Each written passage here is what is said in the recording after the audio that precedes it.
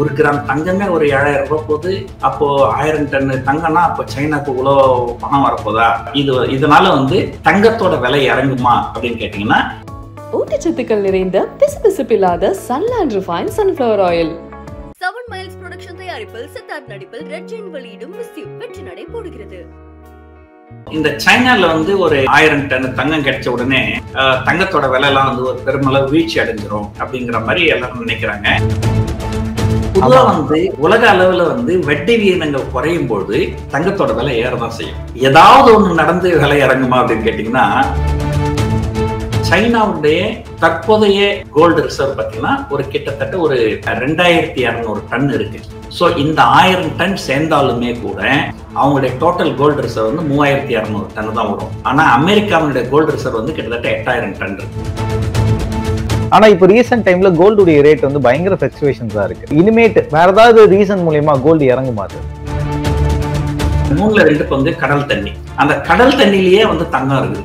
ஆனா என்ன பிரச்சனைனா, அந்த கடல் தண்ணில இருந்து அந்த தங்கத்தை நீங்க எக்ஸ்ட்ராக்ட் பண்றதுக்கு சமீபத்துல தங்கத்துடைய மார்க்கெட் ரேட் பாத்தீங்கன்னா ஏறுது இறங்குது. இதுக்கு நடுவுல சைனால புதுசா ஒரு தங்க சுரங்கத்தை பத்தி ஒரு நியூஸும் வெளிவந்திருக்கு. இது தொடர்பாக பேச PR சுந்தர் அவர்கள் நம்மளோட இணைஞ்சிருக்காரு. வணக்கம் சார். வணக்கம் சார். இப்போ கோல்டுடைய மார்க்கெட் ரேட்டை பார்த்த வரைக்கும் ஃபினான்ஷியல் அட்வைசர் பொதுவாகவே தங்கத்துல முதலீடு பண்றதை பத்தி நிறைய விஷயங்கள் சொல்லுவாங்க. சில பேர் ஓகேன்னுவாங்க, சில பேர் வேணான்னுவாங்க.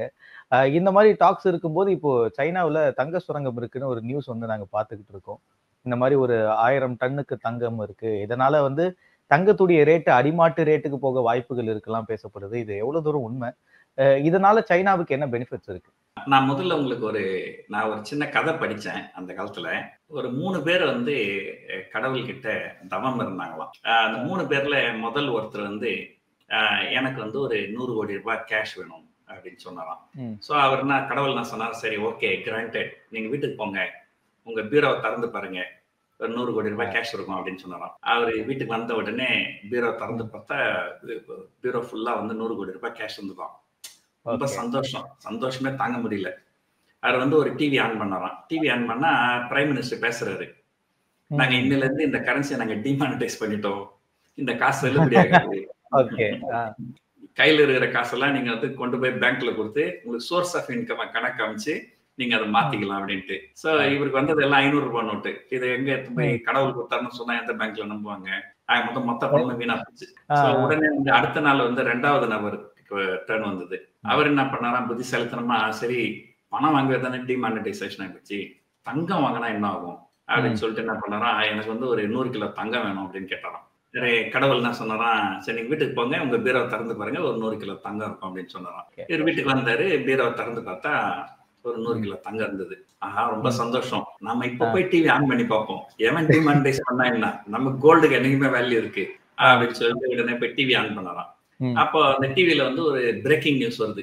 எங்கேயோ ஒருத்தர் வீடு கட்டுறதுக்கு பல்லனோன்னா அங்க தங்கம் கிடைச்சதான். இன்னொருத்தர் இடத்துல வீடு கட்டுறதுக்கு பல்லனோன்றாங்க, இன்னொருத்தர் ரோடு போறதுக்கு பல்லனோன்றாங்க. எங்க பார்த்தாலும் உலகம் முழுக்க எல்லா இடத்துலயும் தங்கம் கிடைக்குதான். உலகம் முழுக்க எல்லா இடத்துலயும் தங்கம் கிடைச்சா உங்களுக்கு என்ன ஆகும், தங்கத்தோட விலை கிலோ 10 ரூபாய்க்கு வந்துடும். இது பிரயோஜனம் எல்லாமே போச்சு அப்படின்னு வருத்தப்பட்டாராம். 3வது நாள் அந்த 3வது நபருடைய டர்னு. அப்ப கடவுள் சரி உங்களுக்கு என்ன வேணும்னு கேட்டாராம். அவர் என்ன சொன்னாரா, ரொம்ப புத்திசாலி, எனக்கு பணம் வேணாம், கோல்டுலாம் வேணாம், எனக்கு நீங்க தான் வேணும் அப்படின்னாராம். கடவுளே வேணும். கடவுளே நம்ம தான் வைக்கணும்னா நம்ம எப்ப வேணுமோ இந்த 500 ரூபாய் நோட்டு வேணாம், இப்ப மாத்தி 2000 ரூபாய் கொடு அப்படி கேட்டு வாங்கிக்கலாம். சோ இது ஒரு இன்ஸ்பிரேஷனுக்காக இந்த கதையை சொல்லுவாங்க. சோ எதுக்காக சொல்ல வரேன்னா, அந்த மாதிரி ஏதோ ஒரு கடவுளுடைய ஒரு நிகழ்ச்சினால உலகம் முழுக்க எல்லா இடத்துலயும் தங்கம் கிடைச்சால் ஒழிய தங்கத்தோட விலை இறங்காது. இப்ப நிறைய பேர் இந்த செய்தி இது கிட்டத்தட்ட ஒரு 1000 டன் தங்கம் இருக்கிறத கண்டுபிடிச்சிருக்கிறாங்க சைனால.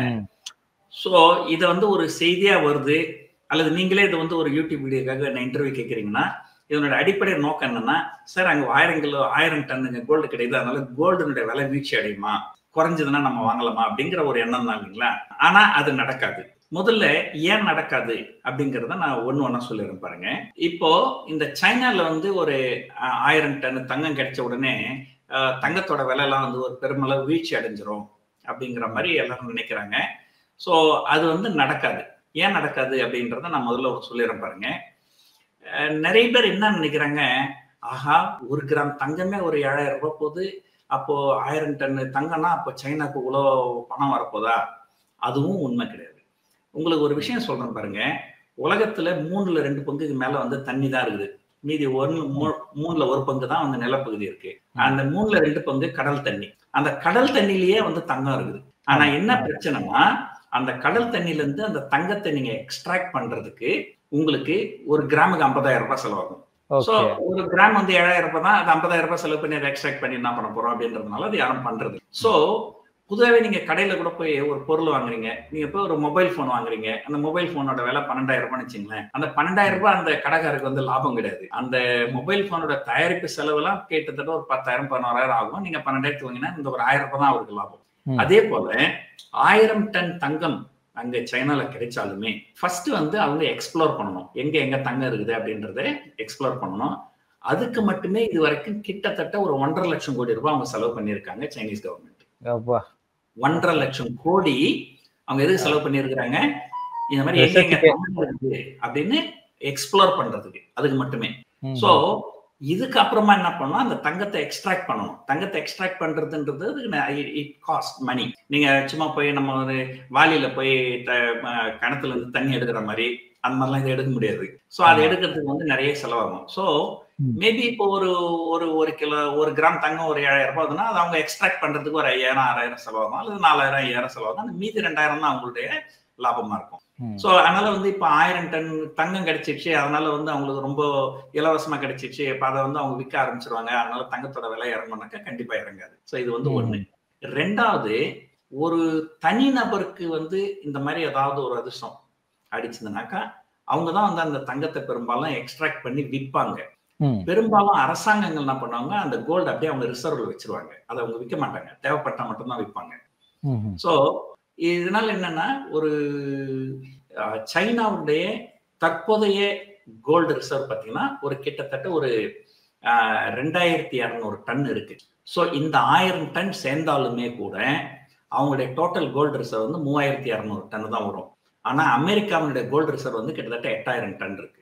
அது மட்டும் இல்லாம ஜெர்மனி, பிரான்ஸ், இத்தாலி இந்த 3 நாடுகள்கிட்டயுமே கிட்டத்தட்ட ஒரு 3,500 டன் இருக்கு. சோ உங்களுக்கு தெரியும், பிரான்ஸோ அல்லது இத்தாலியோ ஒரு மிகச்சிறிய நாடு.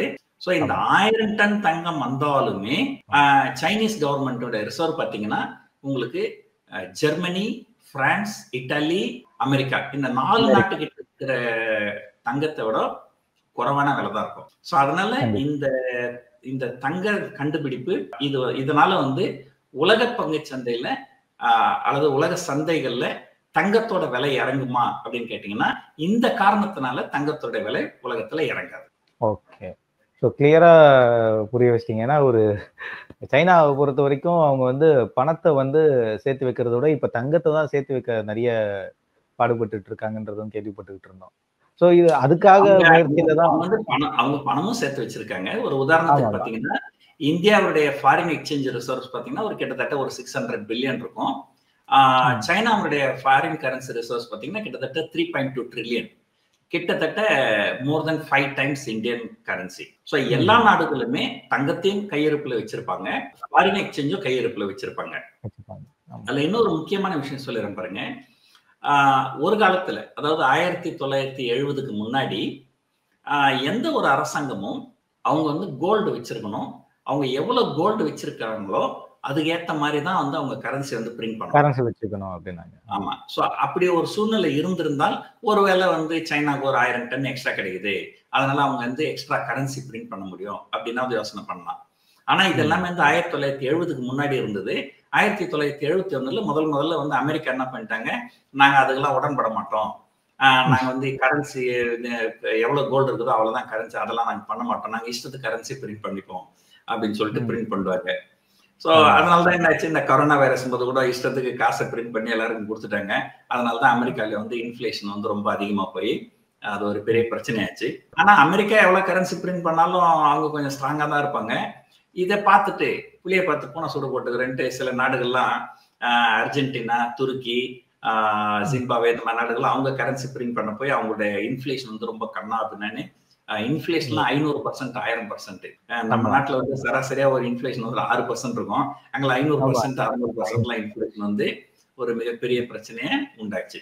ஸோ அதனால இந்த கோல்டு கிடைக்கிறதுனால வந்து சைனாவுக்கு வந்து ஒரு ஒரு அதாவது இந்த மீடியால ப்ரொஜெக்ட் பண்ற அளவுக்கு இது வந்து ஒரு பெரிய விஷயம் இல்லை அப்படின்றது தான் என்னுடைய கருத்து. ஓவரால் சைனால என்னதான் கோல்டை வந்து சேமிப்பா எடுத்து வைக்கிறதுக்கு பண்ணாலும் அவங்க பண்ண செலவே அதிகமா இருக்குன்றீங்க. ஆமா, கண்டிப்பா அவங்க அதாவது கோல்டுனுடைய மதிப்பை விட அதிகமா இருக்காது.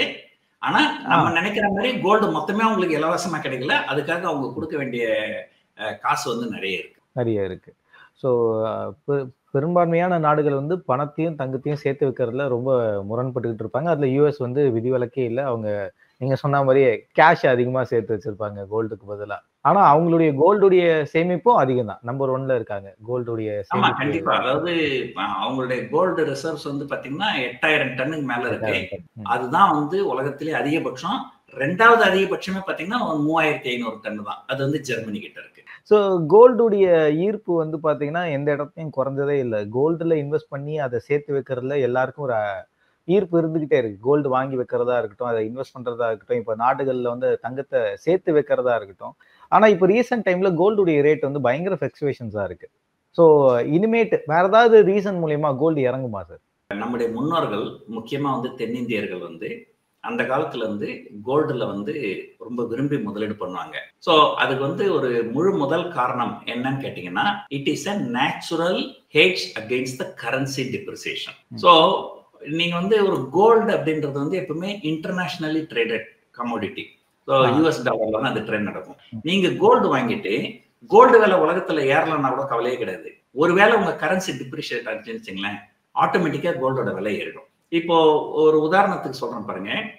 1991ல மன்மோகன் சிங் வந்து ஃபைனான்ஸ் மினிஸ்டரா பதவியேற்றார். ஸோ அவர் பதவி ஏற்கும் போது இந்தியா கிட்ட வந்து ஒரு அந்நிய செலாவணி வந்து சுத்தமா இல்லை. ஒரு 3-4 வாரத்துக்கு உண்டான கையிருப்பு தான் வந்து அந்நிய செலாவணி இருக்கு.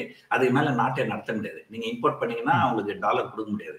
ஸோ அந்த சூழ்நிலையில என்ன பண்ணாரு, ஒரு நாள் என்ன பண்ணாரு, நம்முடைய கரன்சியோட மதிப்பை 10% இறக்கினாரு. ஒரே நாள்ல நம்முடைய கரன்சியோட மதிப்பை 10% இறக்கிட்டாரு.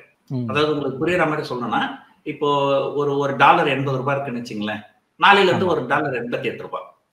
ஒரே நாள்ல 10% இறக்கிட்டு அடுத்த நாளே என்ன பண்ணாரு, இன்னொரு 10% இறக்கி விட்டாரு.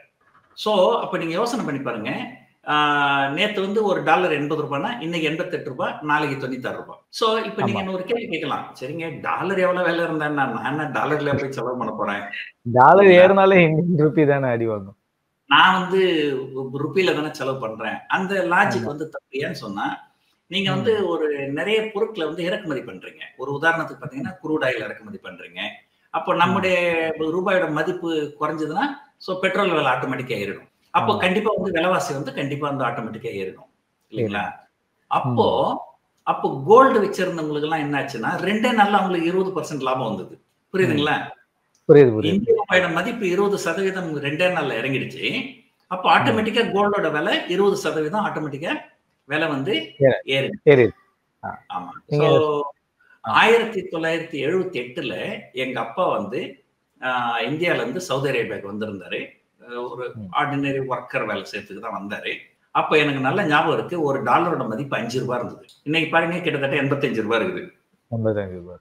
இப்போ இந்த காலகட்டங்கள்ல வந்து உலக அளவுல வந்து கோல்டு விலை ஏறவே இல்லை அப்படின்னு வச்சுக்கினா கூட, ஆனா நம்ம ஊர்ல வந்து அந்த 5 ரூபாய் இருந்தது 85 ரூபாய் போயிருக்கும். சோ இப்ப நிறைய பேர் என்ன நினைப்பாங்க, சரி நம்ம கரன்சி டிப்ரிஷியேட் ஆகுது, என்ஆர்ஐ எல்லாம் வந்து அவங்க வந்து யூஎஸ் டாலர்லயே வச்சுப்பாங்க, அவங்களுக்கு கரன்சி டிப்ரிசியேஷன் இல்லை, நான் இந்தியாவில் இருக்கிறேன் அப்படின்னாக்கா அதை பத்திலாம் கவலைப்படாது. நீங்க கோல்டுல முதலீடு பண்ணுங்க, உங்களுக்கு அது வந்து டாலர் மாதிரி கணக்காது.